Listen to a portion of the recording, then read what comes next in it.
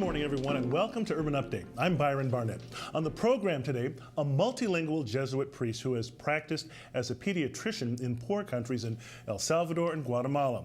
We'll hear all about his program, which seeks to eliminate social, economic, and racial divides. That's later on in the show.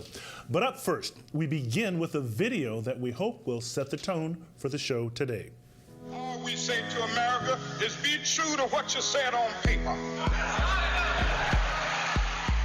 I wish that I could freely dream and be judged from within, haunted by a power that cannot see past my skin. My views are viewed as ignorant, my truth always denied. My history is shrouded in a spider web of lies. Isn't this America?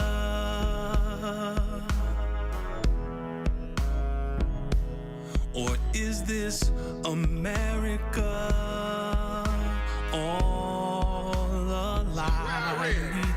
Of the freedom of speech, somewhere I read.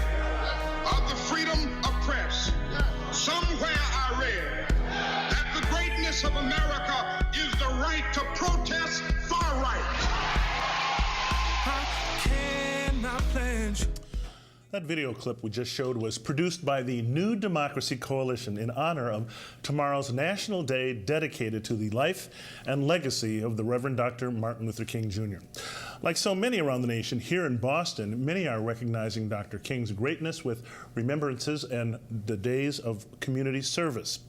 Our first guest this morning is Kevin Peterson, founder of the New Democracy Coalition and a longtime devotee of Dr. King's message.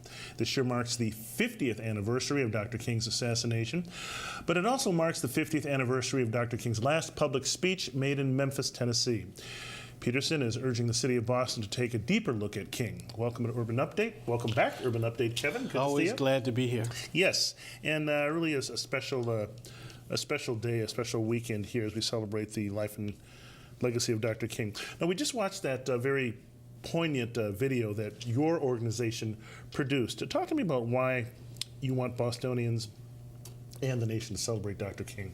Well, because this is, as you just mentioned, the 50th anniversary of Dr. King's assassination, but more importantly for me and the nation and for Boston particularly, this should be an opportunity for us to reflect on the 50th anniversary of his last speech, which is a profile of Dr. King at his most mature state. His public philosophy, his public theology had almost completely developed at that point.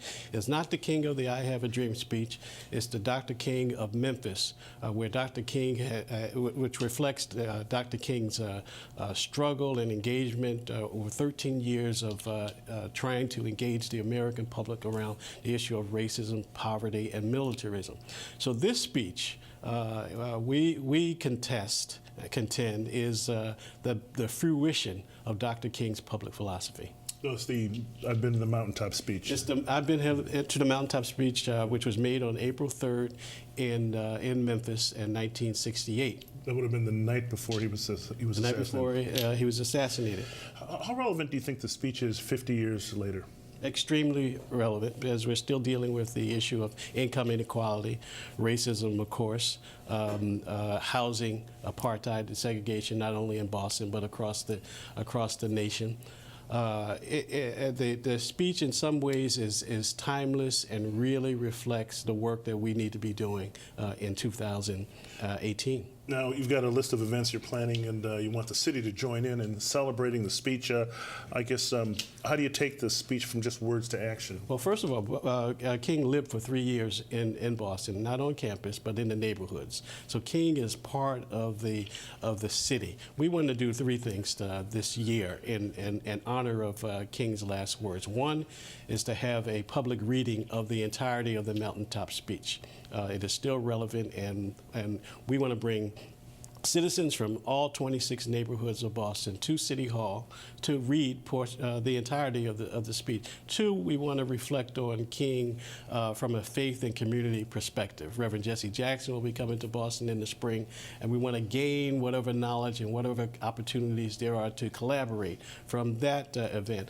Then later on in the year, we want to come together in a public policy forum at Boston University, Dr. King's alma mater, to reflect on where Boston and the nation should be in 2038, 70 years after he made this historic speech. Okay. Now, before we wrap up, let's talk a little briefly about the symbolic gestures.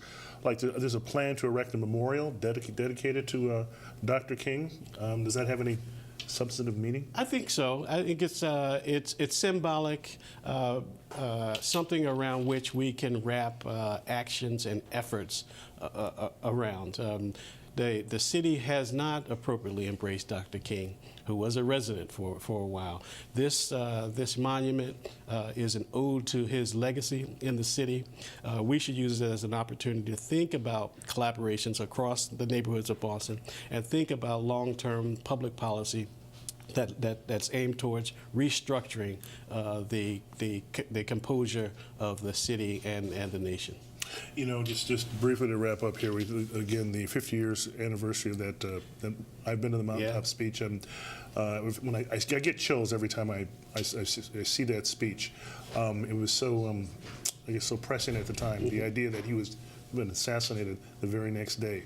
Yeah. He talked about the night before he's assassinated. He talked about his death and going to the mountaintop and stating that he wouldn't be there with us as we reached a promised land, a social, a political, a cultural promised land.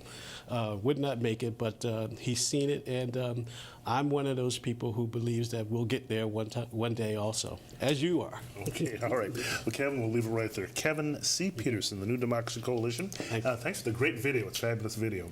Yes, and we will love to share it. It's on our website, thenewdemocracycoalition.org. Okay, leave it there, Kevin. Thanks for coming in. Thank you. Okay, coming up, we continue to reflect on the legacy of Reverend Dr. Martin Luther King. More on that in just a moment right here on Urban Update.